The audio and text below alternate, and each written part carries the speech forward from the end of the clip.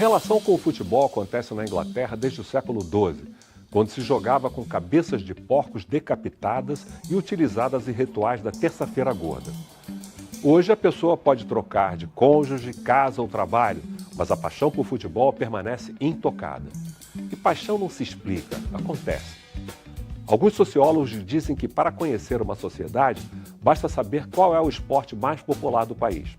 Acertaram em cheio, pois somos realmente um povo apaixonado, onde os torcedores se esquecem de todos os problemas. Sejam bem-vindos ao Curtine na TV. Flamengo!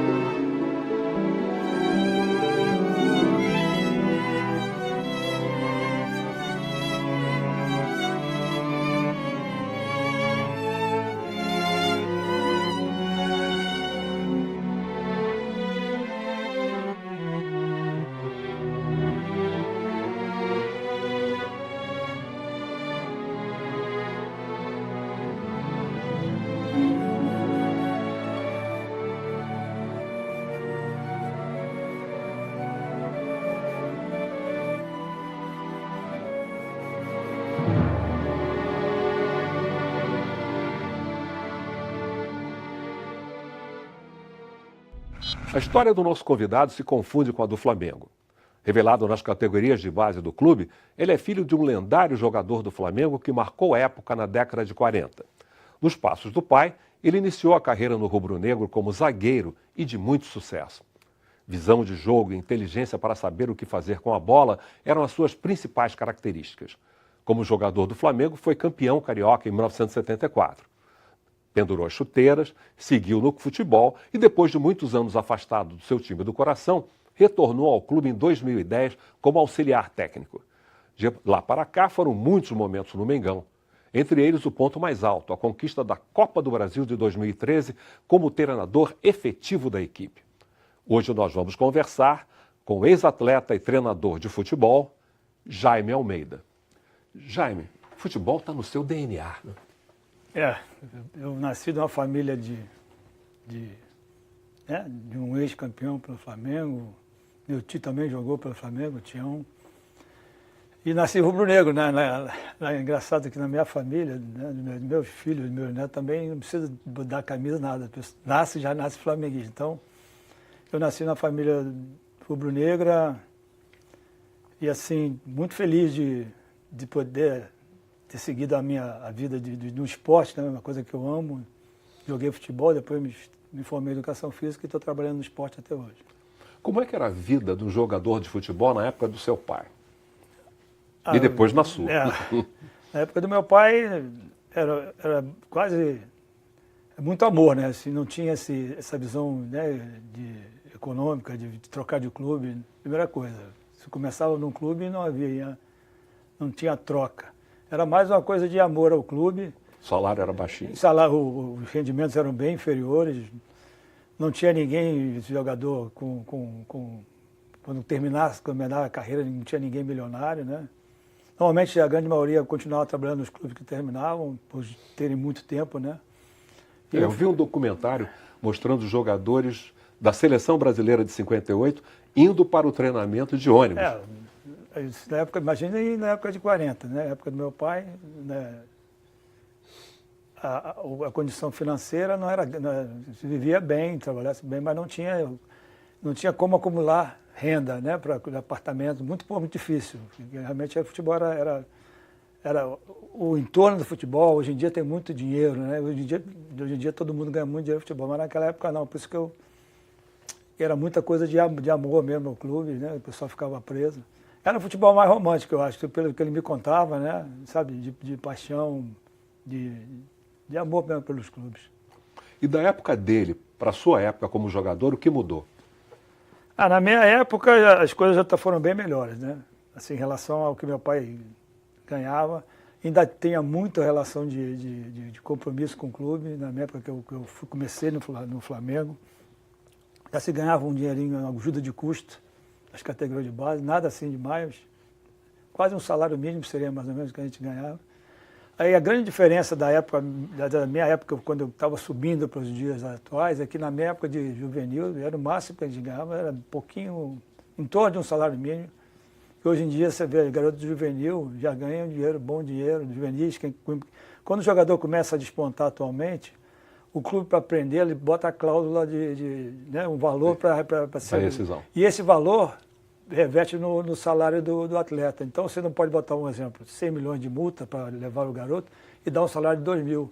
É proporcional ao que vem ter a multa. Então um jogador que é promessa nas categorias de base, para o clube não perder, ele tem que dar um salário relativo à multa aqui para quem quiser levá-lo. Então o jogador de futebol, mesmo ainda garoto, já começa a ganhar um bom dinheiro, né? Independente de que às vezes, isso é uma realidade, tem muita gente que no início da carreira, aconteceu, amigos meus, na época que eu jogava, você começa de repente, esse vai jogar, esse vai ser o máximo, mas quando chega do juvenil para o junior para o profissional, a coisa não acontece, entendeu?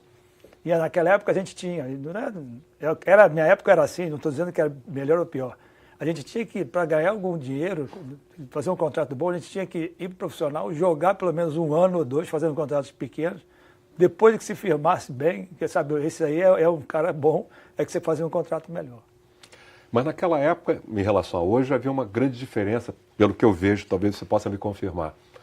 Aquela coisa do jogador ser criado no clube e permanecer no clube. Então, eu estou falando, isso que eu estava falando, na época que meu pai, na minha época, normalmente a gente não tinha nem sonhasse em sair do clube, realmente tinha um relacionamento mesmo de cria. Independente de você, por exemplo, se for criado no Flamengo, mesmo que você não fosse Flamengo, você tinha identidade com o clube, identidade com os companheiros. Então era muito mais difícil haver essas trocas. E quando havia, os valores eram bem inferiores, né? Na sua carreira, você teve a oportunidade de ir para o exterior. Como é que foi essa experiência? Eu tive 2 oportunidades. Uma como atleta, onde eu joguei em Portugal 1 ano, no Farense, no time lá do Algarve do Sul. Fiquei 1 ano em Portugal e depois, quando eu comecei trabalhando com futebol, depois de me formar em Educação Física, né, depois que eu parei de jogar, me formei em Educação Física, o Zico me convidou para trabalhar no time dele lá no Japão, o Kashima Antlers, e eu tive a oportunidade de ficar 1 ano lá. Experiências de conhecer outras culturas, isso é muito importante. Eu tive a oportunidade de levar meus filhos nas 2 oportunidades, eu acho que ajudou também na formação deles. Assim, outro tipo de educação, outro tipo de cultura, se aprende muitas coisas. No Japão, então, é totalmente diferente, né, do Ocidente. Foi 1 ano de muito aprendizado, eles já eram maiores, eu também adorei morar lá. Uma coisa que me chamou muita atenção foi a forma como eles vivem. Eles são muito educados desde pequenininhos. Então a vida fica bem mais tranquila, todo mundo respeita todo mundo sabe até onde pode ir, porque quando acaba o meu, começa o do outro. Então o dia a dia é muito bacana.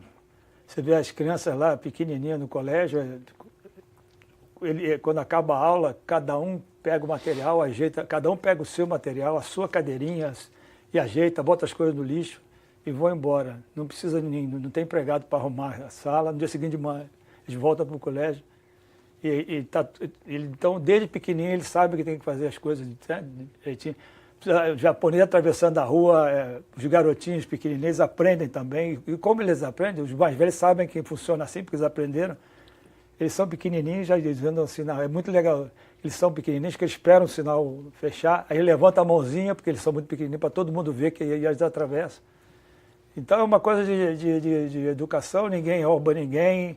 Se você deixar o teu celular esquecer em algum lugar, Pode ter certeza, se você voltar lá, ou ele vai estar lá, ou vai estar em algum lugar, ou você fala, na mesma hora os caras te devolvem.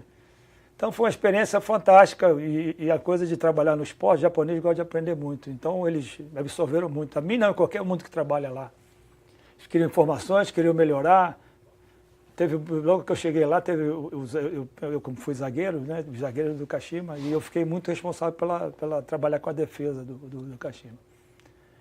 E o Akita, aqui no Brasil nunca tinha, tomei até um susto, que depois, pô, tem que prestar atenção. Acabou um jogo, primeiro jogo que eu fui assistir o jogo, eu era auxiliar do Edu, irmão do Zico, eu trabalhava como auxiliar do Edu. Aí acabou o jogo, aí no dia seguinte, lá no CT do Kashima, o Akita, com a intérprete, né, me chamou, professor, o que eu preciso melhorar? O que o senhor achou do meu jogo? Sabe assim, a preocupação dele sempre em crescer. Então foi uma troca bacana, sabe, você tentando passar a tua experiência e eles doidos para absorver. Então foi um ano muito bacana que eu trabalhei lá no Japão. E o Japão evoluiu muito no futebol de lá para cá, né? Muito. Eu acho que com o Japão, o Zico foi que deu pontapé, né, para o campeonato ser profissional, né, que antigamente era semi-profissional, eles trabalhavam nas fábricas, né, e treinavam, né? E o Zico é que deu pontapé, o Zico é um grande ídolo lá, o ídolo mesmo, tem estátua. E através desses atletas, né, que têm experiências, quando eu estava lá, tinha um monte de atletas de vários países. No Kashima tinha o Leonardo, tinha o Jorginho, quer dizer, a Moser, e todos os times tinham isso ajudou na formação do futebol japonês, porque, né, foram aprendendo, foram absorvendo, e hoje é uma das forças lá da Ásia. E em Portugal, o que foi mais marcante na sua experiência? Não, foi como jogador, né? Futebol português é diferente do nosso, né? Muito mais tático, muito mais certinho. Aqui naquela época tinha a tática, mas era muito mais assim, na habilidade dos jogadores. Você podia, às vezes, decidir o jogo muito mais na habilidade. A europeu é mais certinho nas táticas, cobra muito de você fazer o que foi determinado. Isso é uma coisa que, aí até hoje, determinante para independente da sua qualidade, se o treinador combina alguma coisa e determina que você faça, ele quer que você faça, você não abre a mão para poder ajudar a equipe. É um jogo muito mais coletivo, muito mais fechado, muito mais armado, montado. Mas a recepção foi boa? Não. Brasileiro lá, pô, eu adorei. Morei num lugar que o futebol não era. O sul de Portugal é o mais pobre. A grande força econômica de Portugal é Lisboa e o Porto, né? O norte de Portugal. O sul de Portugal é muito agrícola e assim, onde eu morava era Albufeira, que é tipo assim, é o Algarve. O Algarve é quando fosse para do sul, as praias. O turismo ali no verão é maravilhoso, tem hotéis. Vem gente da Europa inteira? Toda, sempre. Chegou, eu cheguei, né, tinha acabado o verão, passei e a cidade, engraçado, a cidade é vazia, porque quem estuda, as oportunidades realmente estão no norte, a garotada, então é uma cidade mais ou menos de mais idosos, sabe? As oportunidades estão, a garotada, o pessoal né, para trabalhar, para estudar, sabe? E passei o inverno, então não tem nada, mas as praias, e como é mais perto da África, é o lugar menos frio, né? Sabe? Acho que até da Europa, porque é bem pertinho da África. E quando o inverno termina primeiro lá, e aí em março, abril, começa a chegar os turistas assim, de mais idosos, os aposentados, e quando chega o verão, vem a garotada, aí realmente é uma festa. Mas é uma cidade que eu adorei, a gente tinha muita dificuldade era um time de porte médio, né, porque não dava para comparar com os times de Lisboa e do Norte, mas foi uma experiência fantástica. O grande legal do esporte, que para mim, é as amizades que eu fiz, sabe? Graças a Deus, então, onde eu passei, fiz grandes amigos. E com isso eu acho que vale legal a vida, sabe?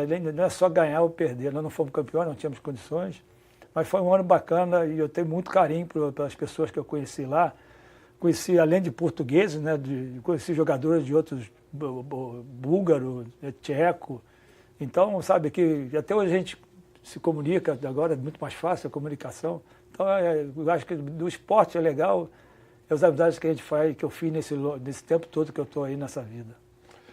No próximo bloco, nós vamos voltar com a experiência de Jaime como técnico. Fique conosco.